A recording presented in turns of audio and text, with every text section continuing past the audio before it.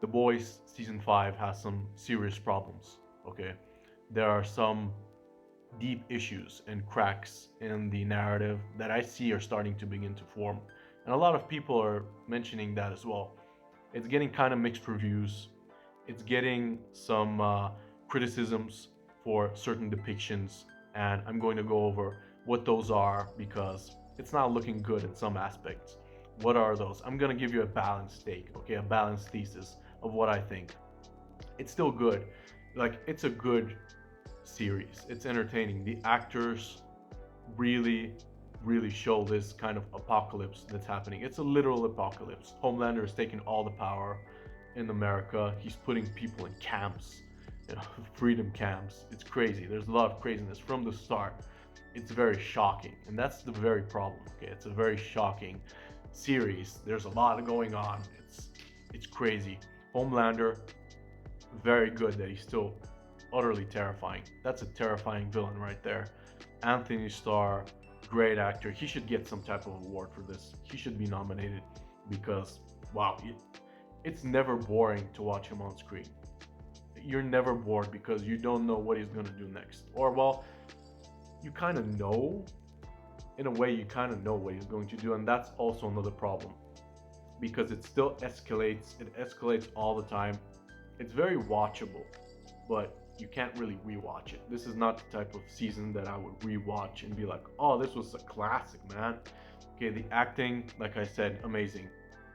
He, Homelander is like this insecure god complex narcissist that's gonna stay in fiction forever. He's going to age like fine wine. People are gonna look back and be like, wow, that was a crazy villain. I can't believe this show got made because of all the shock that's in there. It's even the stuff that's weaker. We're like, wow, what's going on right now? Is he gonna laser this dude again? Is he gonna laser his pants off? That sort of thing. It's terrifying. It's terrifying looking at this dude on screen. You can't really overuse him because he's so insane that you can pretty much put him in any scene. This actor is going to make the scene, and that's kind of another problem, that it's so overly reliant on him. What's he gonna do next? It's the same thing like when people watch political figures on the news. Oh, I can't believe he said that. I can't believe he tweeted that. Yeah, but you're still watching him. It defeats the purpose itself. You're still hooked on this guy that you hate, and that's another problem here because you are essentially watching a character that is built to be hated, and when there's zero redemption, there is zero humanity really left. It's just pure satire. Where do you go from there with a character like that? What is the value of really hate watching something? You just hate watching at that point, and you're just waiting for the character to meet a brutal demise as well. Like, what is really the point of that? You can really ask that, and a lot of people are feeling that at their core. But it really is good, like political horror. It shows what happens when the wrong person can be in power, and so it really feels like it's not just plot, it's commentary on something that's really going on in the world in a lot of ways. Corruption, all these things are actually happening. Now there are some scenes that have made people go like, what the heck is this? What the heck is this show devolved into? Because when a show is making you feel like, what am I even watching right now? That's not really the best feelings to have. Like, yes, art should provoke you. You should feel provoked by art. It should not be completely just safe all the time. But when you're like feeling like a loser or kind of ashamed to watch certain scenes, and you feel like you have to cover your screen, that probably says something about the show itself. And a lot of people are feeling that. First of all, there's a milk scene in here that is just a repetition of the same type of breastfeeding scene that you had in season one. Homelander does this type of thing. He's messed up. We understand it. He is into some strange stuff, dude. Wow, that he's into some strange stuff. Did you know that a person in power is not the most mentally stable, and he is deficient and shameful on the inside. We get it. It's just the same thing. It was literally a copy of the same scene. I felt nothing watching that. Okay, there's another scene that's with a like a dog, and it does some sort of stuff. I'm not gonna get into it, but a lot of people are like, "Wow, this was character assassination. They assassinated Homelander's character. How did the actor agree to do this?" To which I say, this is character assassination, not the past 5 seasons. This villain has done a lot worse than that. He's done a lot worse than this scene, where a lot of people have perished at his hands in various ways. Is this really the worst thing? Like, what happened to where we're viewing one thing and it's so much worse than just something else that is objectively far worse, just because a character can look cool while doing something utterly horrifying, and the other scene makes him look uncool. And then you have to ask, is this really good satire if people don't really get it? Like, they don't really get it. Because if a character does something despicable but they look cool while doing it, they're just gonna put them in edits, whatever. So this was the point where they counteract this in a kind of cringe way that doesn't make any sense. There is no deep meaning behind the dog scene or any of these murder scenes, any of this like blood-soaked, violence-filled stuff. Doesn't really have that much meaning behind it, or details, or attention to details. It's just, wow, you explode a bunch of tomato sauce, amazing.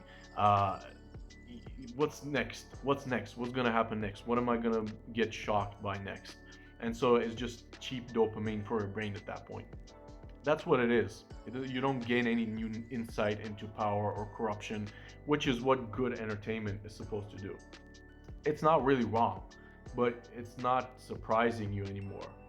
And when you reach a certain threshold, you just have to keep upping the ante, which is what they're pretty much doing here.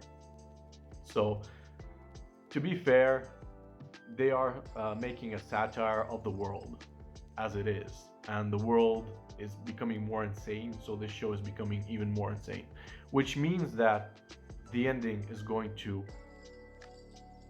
reach a problem. It's going to reach a problem because South Park, right? It was the same thing. They were really focused on certain elections, then the elections turned out differently and they had to go back and rewrite the whole thing. This is the exact same thing. It's word for word, bit by bit, what's happening in the world, but we don't have the ending to that whole saga. They can't wait for that ending, so the ending might fall flat. That's what I'm worried about. The side characters, basically, it's again the same cycle of Huey getting humiliated. You have the characters struggling with their own stuff. None of it is really compelling. They're just pretty much locked up from the start of the season. They're just locked up, and yes, Homelander's always winning. He's always on top until in the end he probably won't be. Now, how do you do smart commentary that's actually rewatchable? The Sopranos was that. Like, The Sopranos, I've watched from beginning to end several times, and that's the same thing. Like, you were making fun of these gangsters. You were not meant to idolize them. If you do idolize them, you felt kind of dumb, or you're not supposed to. You know that you're not supposed to idolize them. It's more than clear. But the scenes themselves said something more grand about life. They were deep. There was attention to detail. Uh, there was good character development, not just Tony Soprano, but every character around him. It felt like real people. This is not the same case here. When you are just appealing to a mass audience and you're trying to do the most insane antis all the time, it's not the same thing. Like, season one, right? It's interesting because it's like Superman, but he's evil. What is going on? What's he gonna do next? Now we always know what he's going to do next. It's predictable. You just want it to wrap up. You just want to see this guy. How's his life gonna end, pretty much? And that's it. That is the entire gist of it. And you just hate watching it over and over and over again.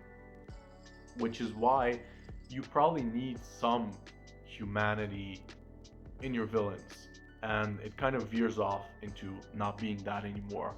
But let me know what you think, because these are the reasons why some people are saying that it's just shock value. Homelander is getting character assassinated, which I don't agree with necessarily.